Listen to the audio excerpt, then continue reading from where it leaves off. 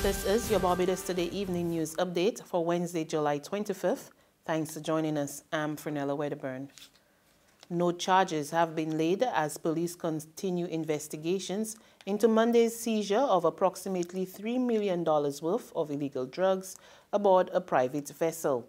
Today, police continued questioning Chairman of Goddard Enterprises and the head of the Barbados Private Sector Association, Charles Herbert, and the company's non-executive director, Chris Rogers, along with a third man whose identity has not been ascertained. Prominent attorney Andrew Pilgrim QC told Barbados Today he's representing Herbert and Rogers. Acting on a tip-off, customs officials searched the yacht Ecstasy, which is owned by Goddard Enterprises, and found the contraband.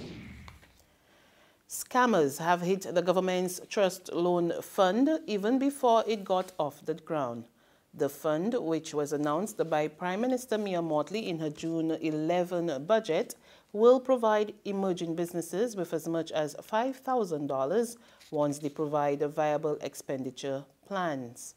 Small Business, Entrepreneurship and Commerce Minister Dwight Sutherland today revealed that online imposters have been masquerading as facilitators of the fund and requesting money from the public. My ministry is solely responsible for this loan facility and has not given any permission to anyone to act on its behalf. So if you go online and you see someone saying to you they need $50 in order to secure you a loan, a trust loan, you know that that is not the Ministry of Entrepreneurship, Small Business and Commerce. Minister Sutherland was speaking at the Guide to Costing seminar hosted by the Barbados Manufacturing Association held at Pelican Village Craft Center today. He raised concern that manufacturing was not firing on all cylinders, and it was time for local players to adopt a new approach to become globally competitive, noting that the economic contribution of manufacturing had moved from 8% to as low as 5% in 2017. Sutherland urged the manufacturers to up their game. Let me, however, challenge you, as I do the wider business sector, of the need to position yourself to pursue with greater vigor the countless opportunities for global transformation success, which must be underpinned by a national effort for meaningful change. I refer, for example, to the need for companies to develop a highly detailed understanding of specific emerging markets, as well as an understanding of the needs of their existing customers. Business is booming in the tourism sector. According to the Barbados Tourism Marketing Inc., for the first 6 months of the year, visitor arrivals are up by 3.1% compared to the same period last year. The BTMI reported that the island recorded some 357,669 stay-over visitors. The United Kingdom is again leading the island's 5 major source markets with over 110,000 visitors from that market. Chief Executive Officer of the BTMI, William Griffith, is expecting the positive trend to continue with increased airlift to the island and new attractions set to come on stream before year end.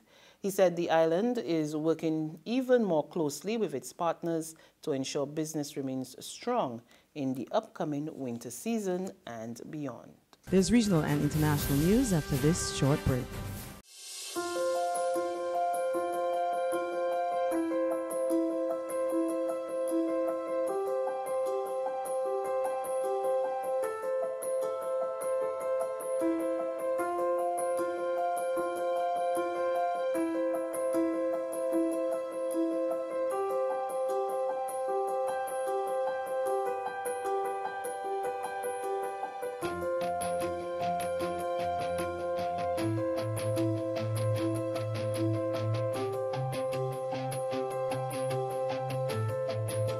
Barbados Today, news you can trust. In regional news in Jamaica, the Court of Appeal has reserved its decision in the challenge filed by incarcerated dancehall artist Vybz Kartel and 3 others against their murder convictions and prison sentences. President of the court, Justice Dennis Morrison, did not set a date for the ruling, but said the matter would be given a priority. More in this report from CVM News.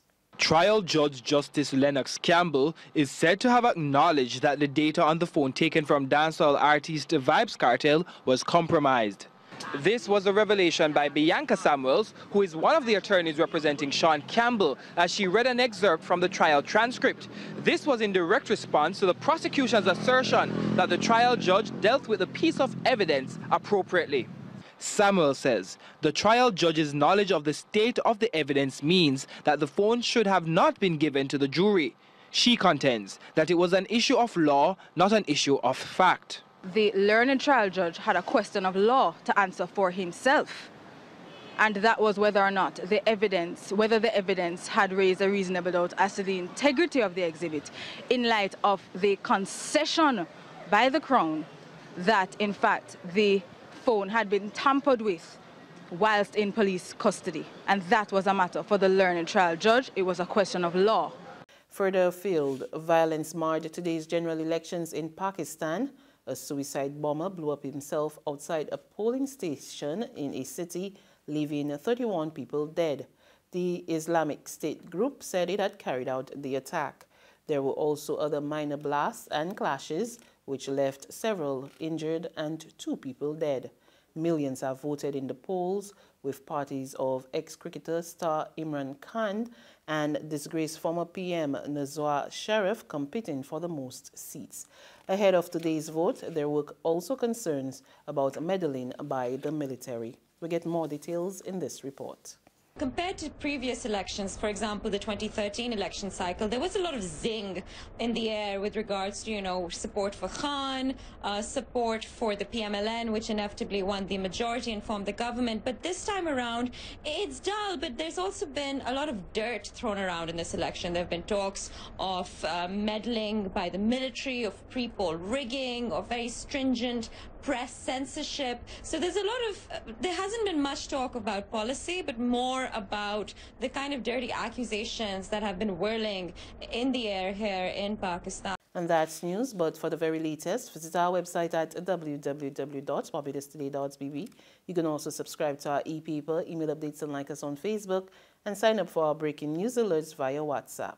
We're also on Izumi Media and bus terminals, as well as screenplay at supermarkets and gas stations near you. And you can also hear us on Mix 96.9 FM. I'm Fernella Wedderburn. Good evening.